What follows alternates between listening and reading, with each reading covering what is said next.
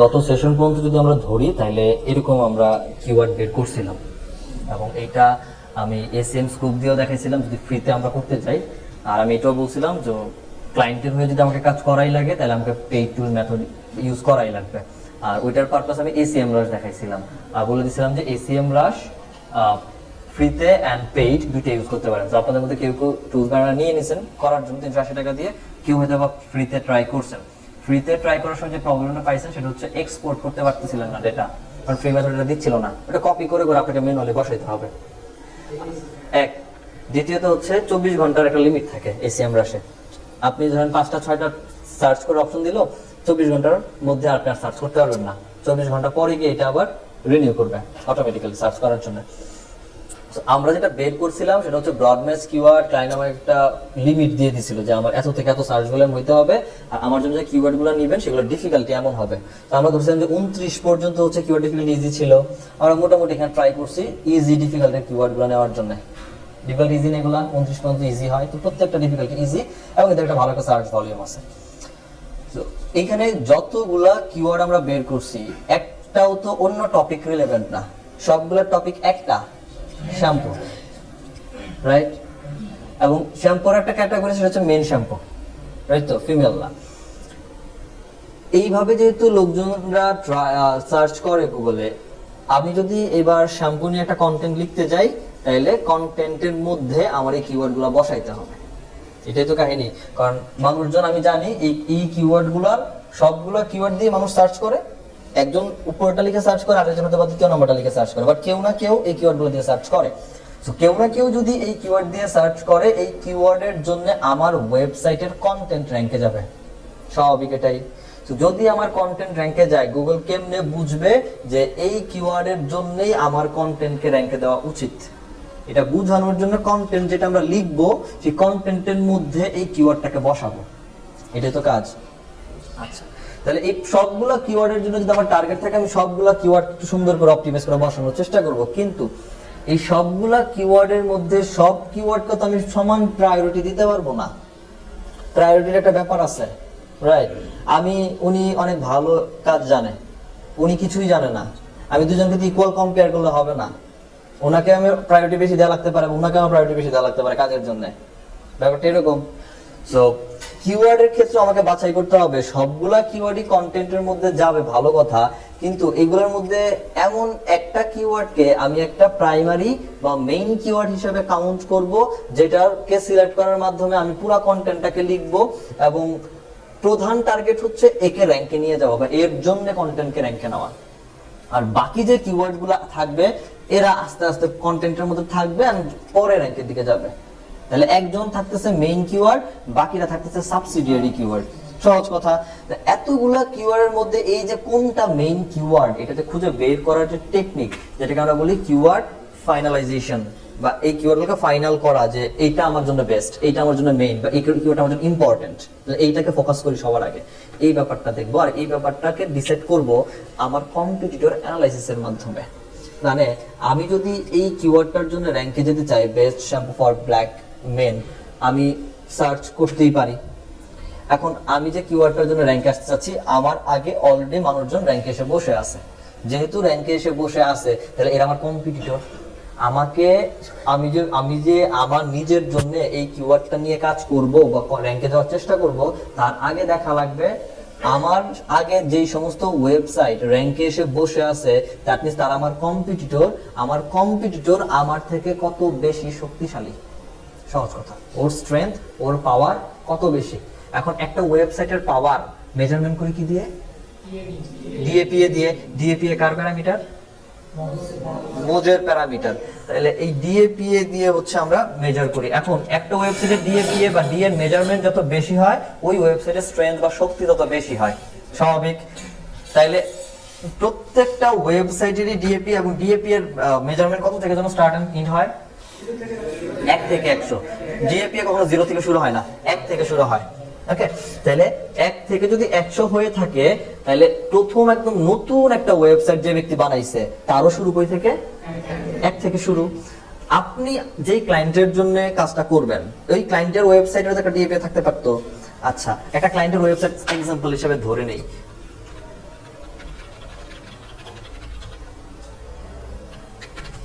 এটাই আপাতত রাখি।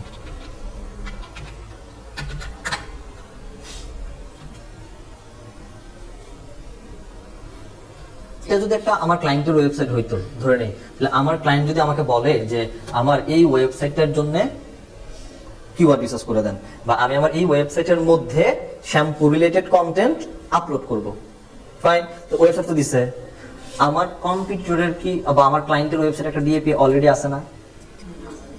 আছে না? এটা কি দিয়ে দেখছি? মোজ দিয়ে দেখছি। তাহলে আমার নিজের একটা ডিএপি আছে, তার মানে আমি আমার ক্ষমতা কতটুকু জানতেছি। তাহলে আমি ততটুকু ক্ষমতাধর ব্যক্তির কাছে পর্যন্ত যাইতে পারবো যার সাথে আমি আমার এই ওয়েবসাইট নিয়ে ফাইট করতে পারি। সহজ কথা। এইবার আমি যদি বলি এই কিওয়ার্ডগুলোর জন্য কন্টেন্ট লিখবো আর যেটা আমার এই ওয়েবসাইটে আপলোড করব, তাহলে এই কন্টেন্ট নিয়ে যারা বসে আছে এরা সবাই আমার কম্পিটিটর, রাইট? সবাই কম্পিটিটর। বাট প্রশ্ন ছিল সবার জন্য আমি ইকুয়াল না, সবার বরাবরের সাথে বা তাদের স্ট্রেংথের সাথে আমি পারতেছি না, কিন্তু সবাই তো আমার কম্পিটিটর। ফার্স্ট সার্ভে সর্বোচ্চ কয়টা রেজাল্ট থাকে জানো? 10 জন। এই যে 10 জন কম্পিটিটর আছে ফার্স্ট সার্ভে, এই প্রথম সবাই 10 জনই আমার কম্পিটিটর না? কমন কম্পিটিটর কি না? কম্পিটিটর। এই 10 জনকে আমরা বলি কমন কম্পিটিটর, সবাই কম্পিটিটর। আর আমি কি সবার সাথে ফাইট করার জন্য ক্যাপাবল? আমাদের সবার সাথে ফাইট করার জন্য ক্যাপাবল না। এই 10 জনের মধ্যে আমি এমন কিছু ওয়েবসাইট খুঁজে বের করার চেষ্টা করব যারা কিনা এই কিওয়ার্ড নিয়ে র্যাঙ্ক করতেছে, আমি যেটা কিওয়ার্ড দিলাম এই কিওয়ার্ডের জন্য র্যাঙ্ক করতেছে, এবং তাদের ডিএপি এ আমার ক্লায়েন্টের ওয়েবসাইটে ডিএপি এর থেকে বা ডিএপি এর বরাবর লেভেলের ক্যাপাবিলিটির মধ্যে আছে, যাদেরকে আমরা বলি ফাইটিং কম্পিটিটর। কেন ফাইটিং বললাম? কারণ আমি দিন শেষে এদের সাথে হচ্ছে আমার ওয়েবসাইট নিয়ে ফাইট করবো র্যাঙ্কে যাওয়ার জন্য। তাহলে কম্পিটিটরকে আমি আমার স্পেশালাইজ ওয়েতে দুই ভাগে ভাগ করি, একটা কমন কম্পিটিটর, একটা ফাইটিং কম্পিটিটর। কমন হচ্ছে কিওয়ার্ডের জন্য যেই 10 জন র্যাঙ্ক করছে সবাই কম্পিটিটর গণহারে। এই 10 জনের মধ্যে থেকে আমি এমন কিছু 2-4 জনকে বের করব যারা বা যাদের সাথে আমি আমার কিওয়ার্ড নিয়ে র্যাঙ্কে যেতে পারি বা ফাইট করতে পারি, তাদেরকে আমরা কি বলতেছিলাম? Fighting competitor. তাহলে কমন কম্পিটিটরও আমার সাথে থাকবে, ফাইটিং কম্পিটিটরও থাকবে। যদি আমি 2 জন বা 3 জন বা 4 জনকে আমি ফাইটিং কম্পিটিটর হিসেবে পাই, তাদের কাউকে না কাউকে আমি ট্রাই করব সরায় নিয়ে র্যাঙ্কে যাওয়া। একবার আমি আমার পজিশন হোল্ড করার পরে যারা কমন কম্পিটিটর আছে তখন তাদেরকে আস্তে আস্তে তাদের ধরার ট্রাই করব। এদেরকে আমি ছাড়তেছি না, ধরে রাখছি, বাট আমি আগে অপরচুনিটি খুঁজতেছি যে আমার ওয়েবসাইট নিয়ে এমন একটা ফাঁক ফোকর বের করা যেখানে আমি আমার ওয়েবসাইটকে বসাইতে পারি ওকে সরায় দিয়ে। বুঝতে পারছি? এইটা বের করার জন্য আগে তাইলে আমার দেখতে হবে আমার যে কিওয়ার্ড টার্গেটেড কিওয়ার্ড, এই কিওয়ার্ড নিয়ে যারা ওয়েবসাইট বানায় রাখছে তাদের ডিএপি এর কতটুকু, তাহলে আমি শক্তি বুঝতে পারবো আমার সাথে কতটুকু যায়। এখন আমার ওয়েবসাইটের যে ডিএপি দেখতেছি, যেটা আমার ক্লায়েন্টের আর কি, সো ক্লায়েন্ট বলতেছে তার ওয়েবসাইটের ডিএ হচ্ছে 5, পি হচ্ছে 26, তাহলে আমি ধরতে পারি সর্বোচ্চ 35 যদি কোনো ওয়েবসাইটের ডিএ হয় বা পি হয় 35 সর্বোচ্চ, কিংবা 35-এর নিচে হলে তো কোনো কথাই নাই। সর্বোচ্চ 35 যে সমস্ত ওয়েবসাইটের ডিএপি এ থাকবে তারা হবে আমার কম্পিটিটর, ফাইটিং কম্পিটিটরের আন্ডারে পড়বে, বাকিরা কমন কম্পিটিটর থাকবে।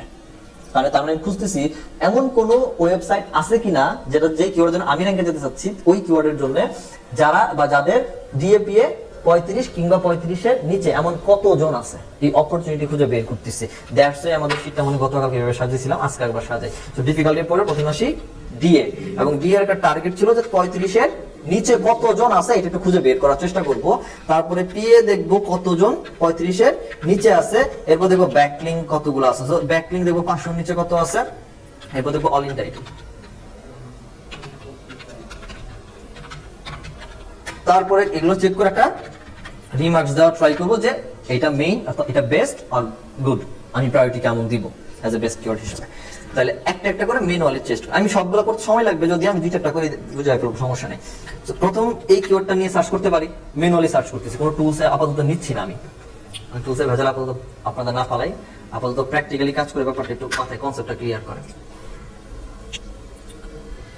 তাহলে প্রথম শর্ত হচ্ছে আমি এই কিওয়ার্ডের জন্য খুঁজতেছি কতগুলা ওয়েবসাইট আছে যাদের ডিএপিএ 35 বা 35-এর নিচে।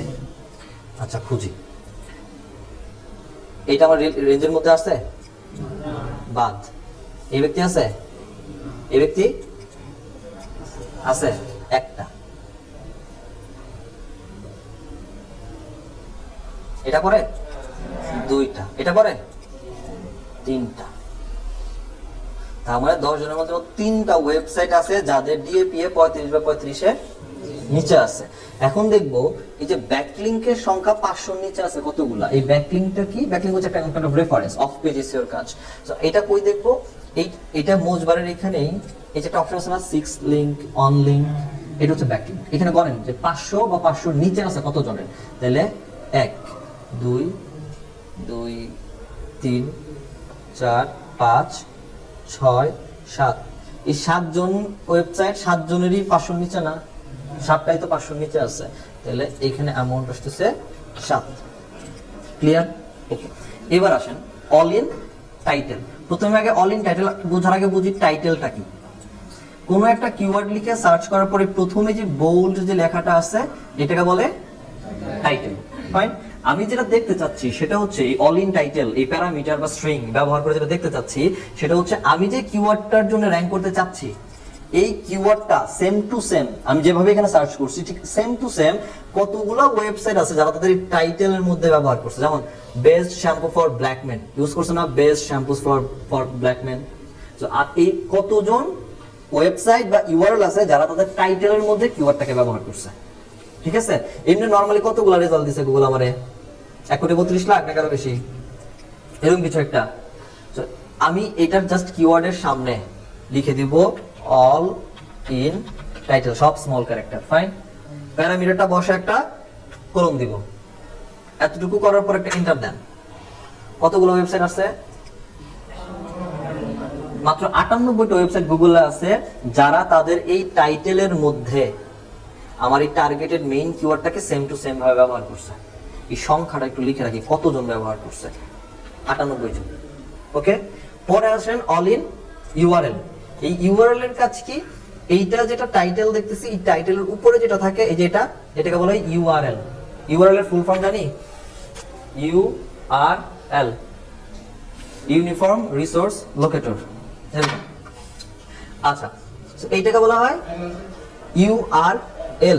আমি দেখতে চাচ্ছি এই ইউআরএল এর মধ্যে আমার এই মেইন কিওয়ার্ডটা বসাইছে কিনা, বা আমি যে কিওয়ার্ডটা লিখে সার্চ করছি ওটা সেম টু সেম কতজন বসাইছে। যেমন এখানে একজন আছে না, বেস্ট শ্যাম্পু আছে না, best shampoo for black men, কিওয়ার্ডটা বসাইছে না, এরকম ভাবে দেখতে চাচ্ছি কতজন। তাহলে কি করব?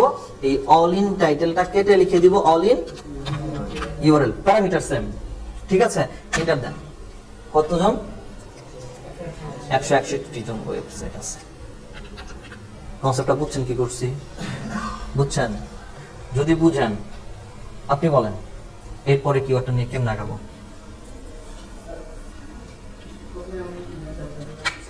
সার্চ করব। ফাইন, কয়টা আছে? আচ্ছা বের করেন কয়টা আছে। আস্তে, আচ্ছা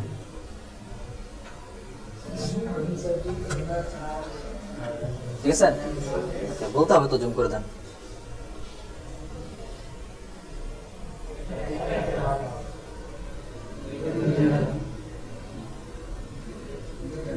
দুইটা আছে। ওকে, তাহলে দুইটা ব্যাকলিংক কয়টা আছে একটু গনি ফেলি। এক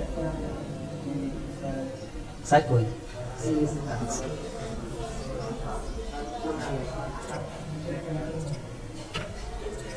আচ্ছা, এখন কি করব? অল ইন টাইটেল চেক করার জন্য স্যার অল ইন টাইটেল দেখব। এখন কি করব?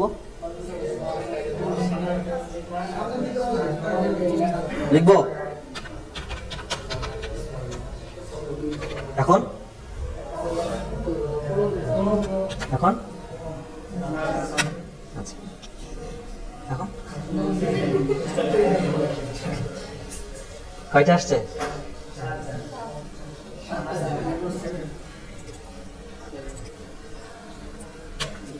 অল ইন ইউআরএল চেক করার জন্য এটা দিতাম সবটা। কয়টা?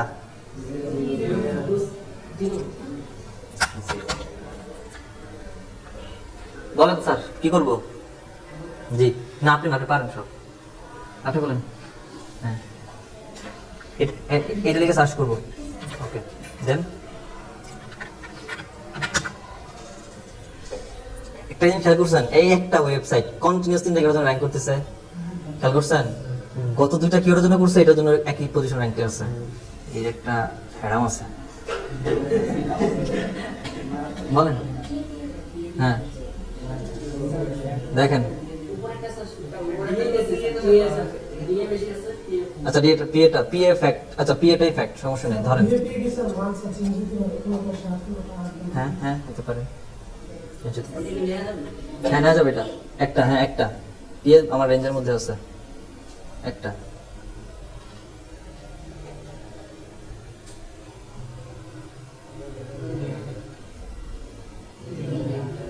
তিনটা, তাইলে পিএ আছে তিনটা, ডিএ কয়টা? দুইটা না, দুইটা। ব্যাকলিং 7টাই কম আছে আমি জানি। এই কমন, এটা কমন পাবেন, এটা 7টার মধ্যে পড়বে, এগুলো থাকে না। এরপর কি করব? কি দিব?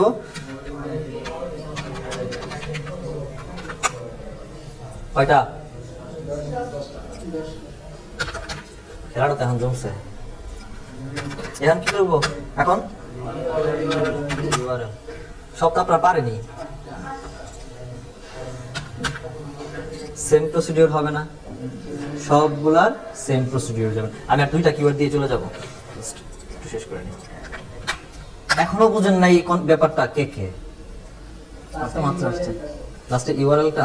ইউআরএল মানে হচ্ছে যে এই ইউআরএল এর মধ্যে মেইন কিওয়ার্ডটা বসাইছে কিনা। আমি যে কিওয়ার্ডটার জন্য চাচ্ছি, এই কিওয়ার্ডটা এই ইউআরএল এর মধ্যে বসাইছে কতজন, এটা এই নাম্বারটা হচ্ছে কিনা বুঝেছি কতজন বসাইছে। হ্যাঁ, সো আমরা একটু দেখি এখানে, এইটাও সেম র্যাঙ্কে বসে আছে।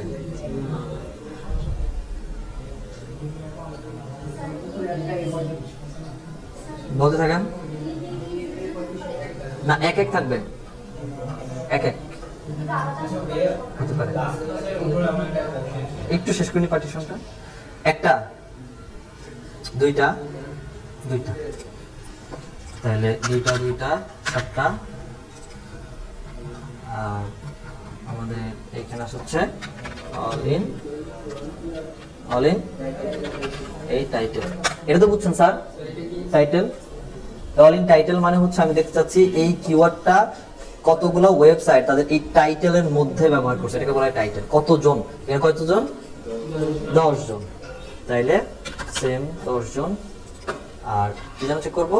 All in URL. তো ইউআরএল এর মানে হচ্ছে ইউআরএল এর মধ্যে কতজন ব্যবহার করছে, এই যে এইখানে কতজন ব্যবহার করছে, কতজন?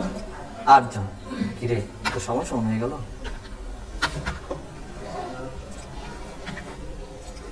লাস্ট এটা শেষ, এইবার চেঞ্জ হয়েছে একটু।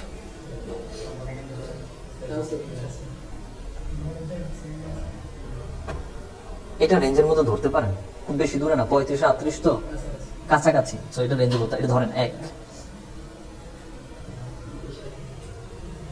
এদের ডোমেইন বিশাল, মানে তাও জোর করে ধরছি। এটা ধরেন 7টাই রাখেন। অল ইন টাইটেল কতজন? 175 জন।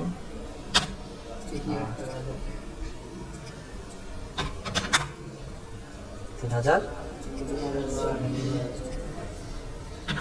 জন। আমি যদি ধরে রাখি যে এই কয়টাই আমার কাছে কিওয়ার্ড আছে, এবার প্রশ্ন হচ্ছে আপনার কাছে যে এই কিওয়ার্ডগুলোর মধ্যে বেস্ট কিওয়ার্ড কোনটা,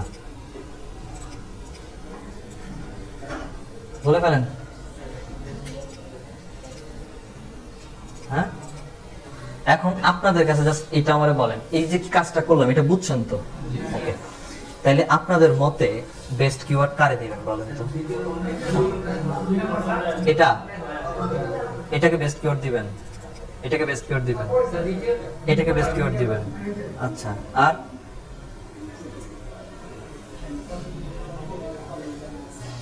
আর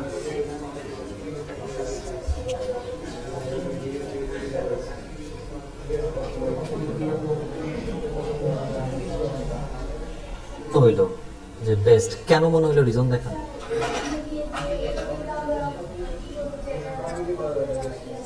আচ্ছা, হ্যাঁ ঠিক আছে।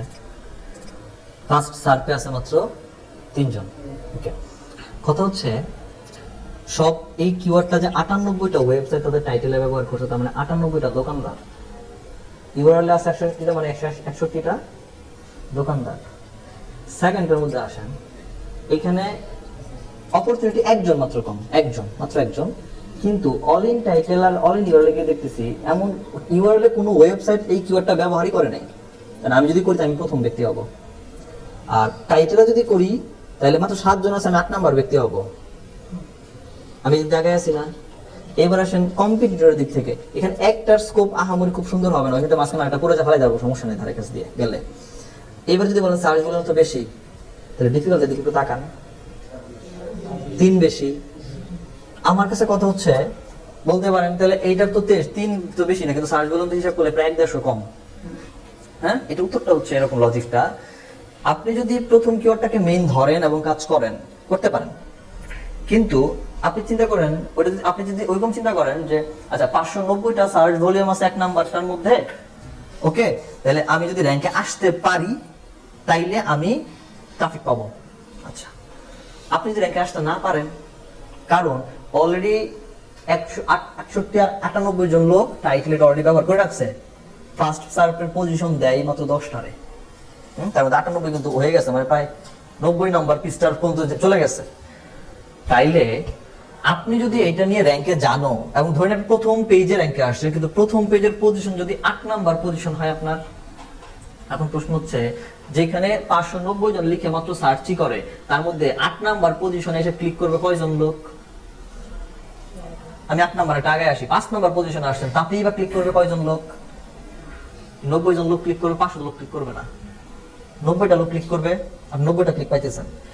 আপনি যদি 320টা সার্চ ভলিউম যেখানে কোনো কম্পিটিটর আপনার নাই বললে গেলেই চলে, ইজিলি র্যাঙ্ক আসার পসিবল, আমি যদি এটাকে ঠিকঠাক মতো ইউআরএল কিওয়ার্ডটা বসাই, টাইটেল অপটিমাইজ করতে পারি, আর ওইখানে 3 জন 2 জন তো কাছাকাছি, এদিকে ডিফিকাল্টি আমার কম, এইটা নিয়ে যদি আমি 3 নাম্বার পজিশন বা 2 নাম্বার পজিশনে হোল্ড করতে পারি, তারপর আমি মোটামুটি এখান থেকে 150টা ট্রাফিক পাবো, আমার 90 এর চেয়ে 150টা বেশি ইম্পর্টেন্ট। বুঝা গেছে? কিওয়ার্ডের সার্চ ভলিউম 10,000, কোনো লাভ নাই যদি এটা নিয়ে র্যাঙ্কে আসতে না পারেন। আপনি একটা ট্রাফিক কত পাবেন, তার 10,000 কিওয়ার্ডের সার্চ ভলিউম নিয়ে কাজ করার লাভ কি? আপনি কিওয়ার্ড নিছেন 100টা সার্চ ভলিউম এবং ফার্স্ট পেজে র্যাঙ্কে আছেন, 90টা লোক আপনার ওয়েবসাইটে আসে, এটা আপনার প্রফিট। বুঝতে পারছেন? সো সার্চ ভলিউম দেখে নিয়ে নিলাম ব্যাপারটা এমন না, আপনাকে এটা বোঝা লাগবে এইটা নিয়ে আমি কতটুকু রান করতে পারবো এবং আমি পাবো কতটুকু, দেন ফাইনালাইজ করেন, এটা বেস্ট। বলেন।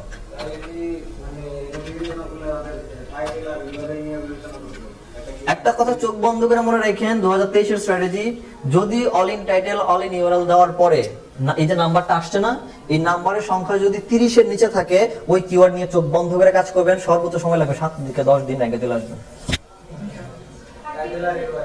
যদি all in title all in URL এর নাম্বার 30 এর নিচে থাকে, তাহলে ইজিলি র্যাঙ্কে চলে আসবেন।